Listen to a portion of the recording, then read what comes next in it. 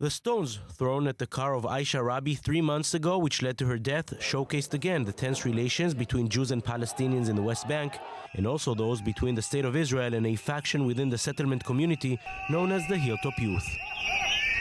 5 members of that faction, all minors, were arrested by Israel's security agency, the Shabak, for their involvement in the stoning attack, prompting much criticism. The Shabak can do practically whatever he wants. He can do a lot of things. You will not know about it. I will not know about it. The press will not know about it, because they are not acting in the light. They are always in the dark. 4 of the 5 suspects have already been released to house arrest. The 5th is still under arrest, expected to be charged with manslaughter. While in custody, all 5 suspects were deprived for some time of the right to meet with their attorneys. Israeli law allows suspension of attorney visits in case where the arrested suspects are considered terrorists, a charge which their supporters and attorney emphatically deny. A lot of cases that the authorities claim that they are under the umbrella of terror. The definition is terror acts. But it's a bunch of kids that had problem inside of education school. Just a bunch of innocent kids who had trouble in school? That depends on who you ask. Authorities believe some of the extreme elements among the Hilltop Youth wish to topple the State of Israel. Here they are burning an Israeli flag. They want to change the regime, to establish kingdom in Israel. This is the aim. And how they are doing it?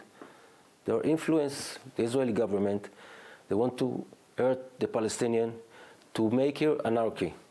This is the system. The frustrating fact for Ilan and his former colleagues is the strong political support the Hilltop Youth movement enjoys. The Minister of Justice, she meets the parents of the guys who are sitting these days under interrogator. What does it mean? This is road number 60 going through the entire West Bank from south to north. This is the road on which Aisha Rabi and her husband were driving 3 months ago when stones were thrown on the car and Aisha Rabi was killed.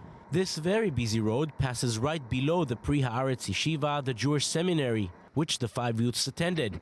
It's from here the security service claims the stones were thrown at Aisha Rabi's car. When Arabs throw stones at cars driven by Israelis, most are charged with terrorism. Should this also be the case when the suspects are Jews? It doesn't matter if the terrorist, his name is Muhammad, John, Boris, David. Terror is terror is terror. Does the same justice apply to Jews as to Arabs in the West Bank, or is there a bias of one side over the other? This is just the latest example of this very complex reality the Israeli society is dealing with for more than half a century. Jonathan Regev, I-24 News.